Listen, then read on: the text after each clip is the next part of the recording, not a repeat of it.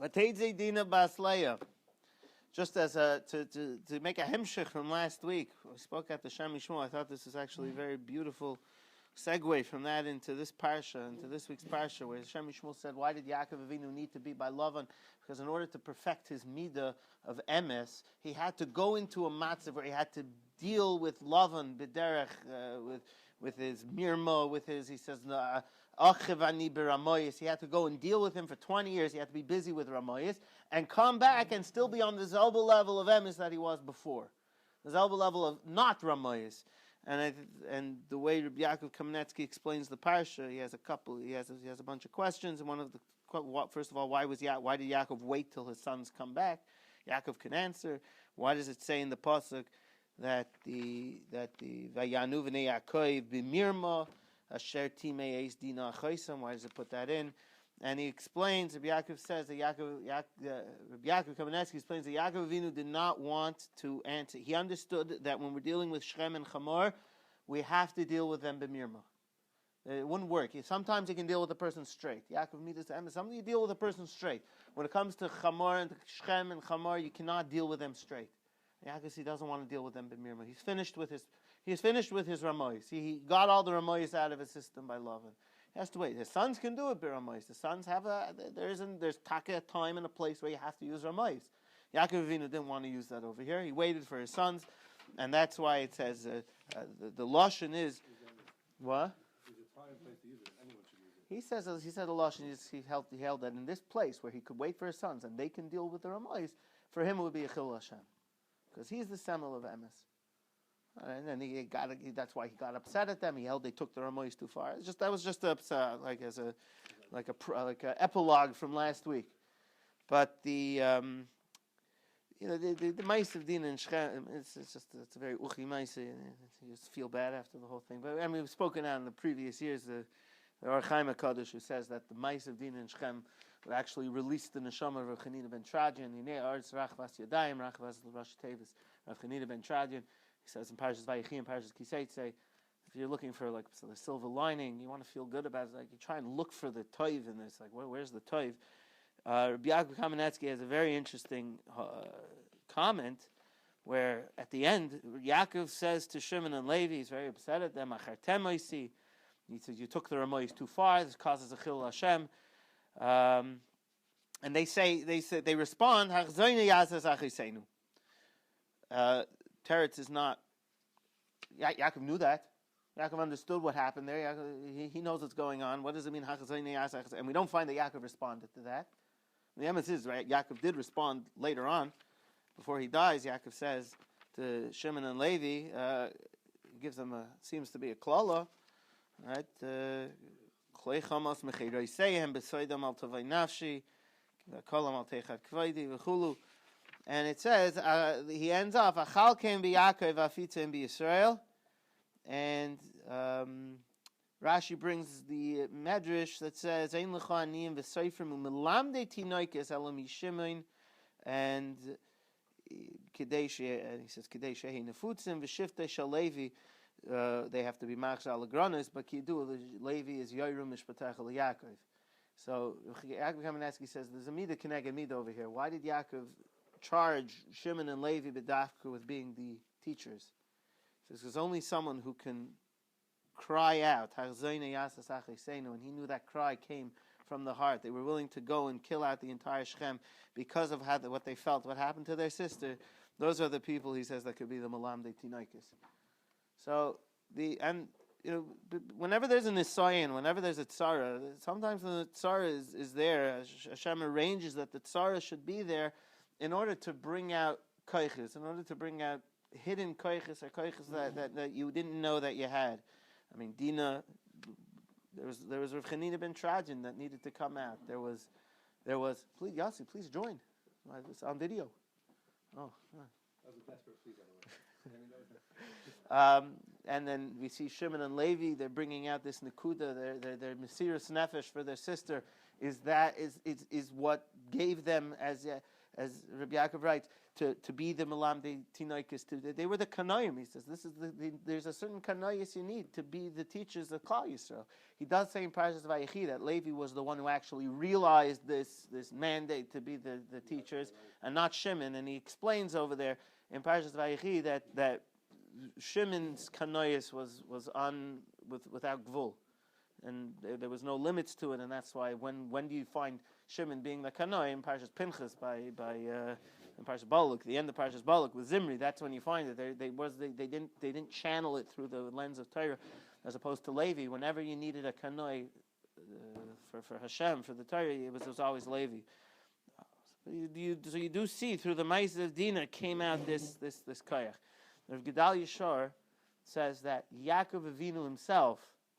This is a Peled Gezach, he says. You have a medrash, and the medrash says like this. Take a look at the medrash. It's the beginning of Parshas. It was the end of Parshas Vayishlach, and the medrash says.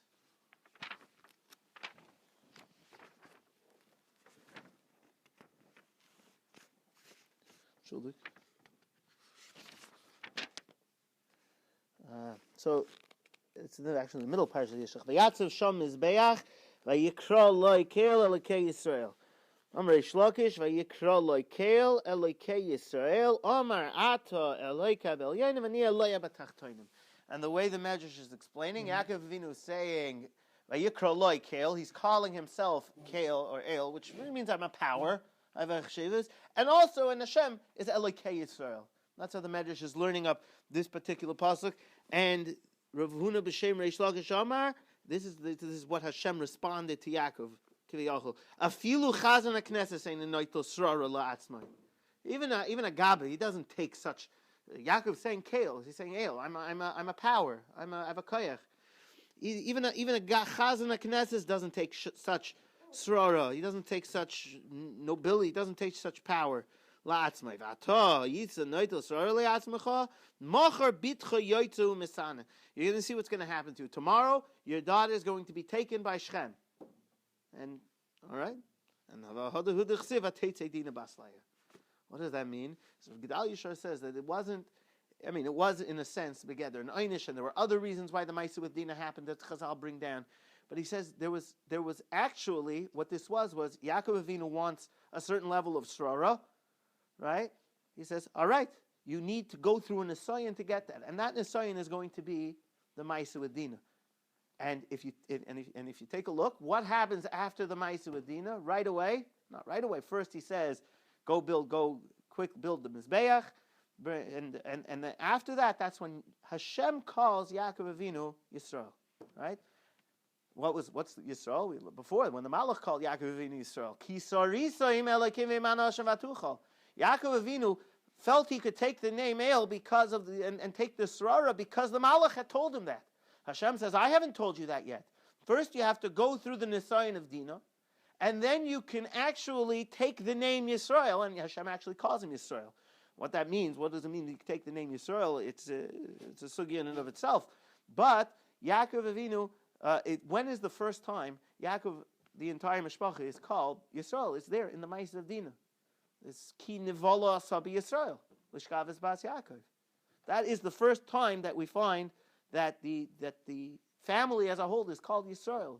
The kisarisa im elokim v'manoshim v'tuchal, giving the bnei Yaakov the ability to say that they're kisarisa im elokim v'manoshim is by the Ma'aseh of Shechem. He says when they got together the Mesiras Nefesh to take back Dinah, he says that was when they were zeicha to this moniker, to this name, Yisrael.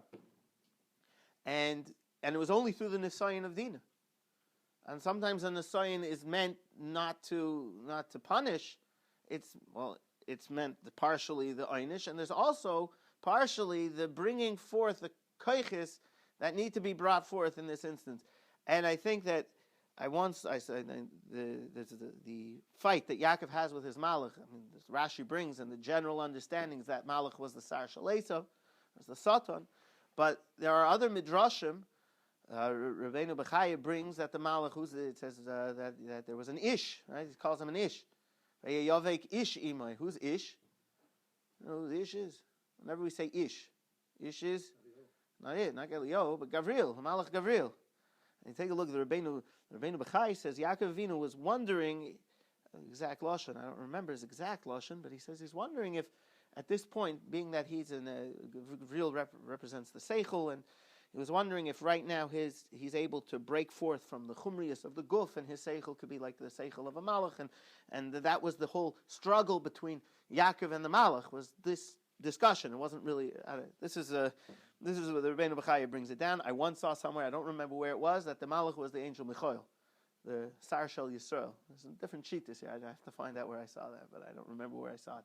And if that's the case, what's this Vayayavek? Because it's the same thing. Anytime if it's the Satan coming, whether it's the Malach, it's just trying to bring out koiches that are there, that are just dormant, and you're just trying to bring them to the fore. That's anytime there's a nisayon and a tzara. Tzara is a nisayon.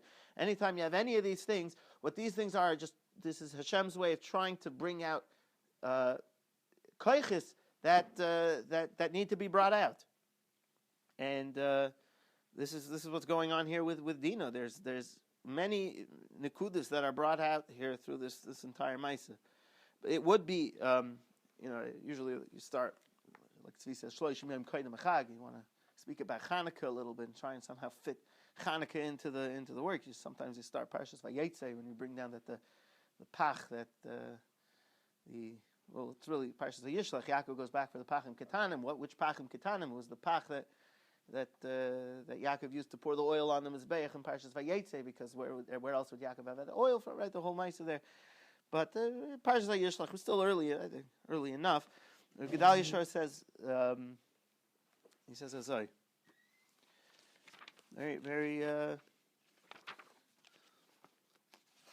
like this. Beginning of Parshas Vayeshev, there's a medrash. And the medrash says,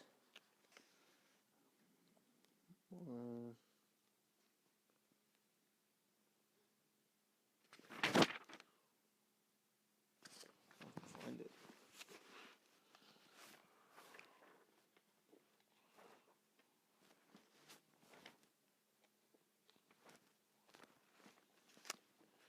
Pei Daled Beis.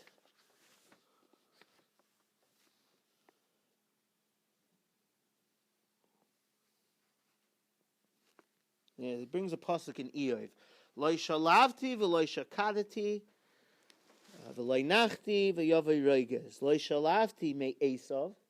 Yeah, v'lo shakadati me Lavan. Yeah, v'lo nachti me Dina.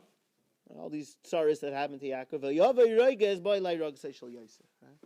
There's another medrash in Parshas Shmos, in Parshas Vayishlach by Amalek. I'll just read it to you out of the Sefer.